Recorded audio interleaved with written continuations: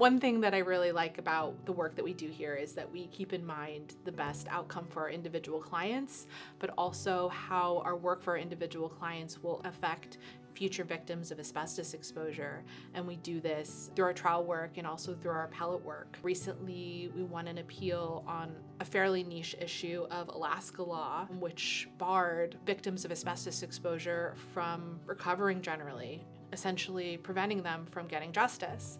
And we fought this issue and won, and already this has had impact on 3 of our cases, and hopefully it will have impact on future victims of asbestos exposure. And it's important to me to keep in mind the broader impact of our work, and we try and fight for our individual clients and also for good laws in Washington for plaintiffs across the state.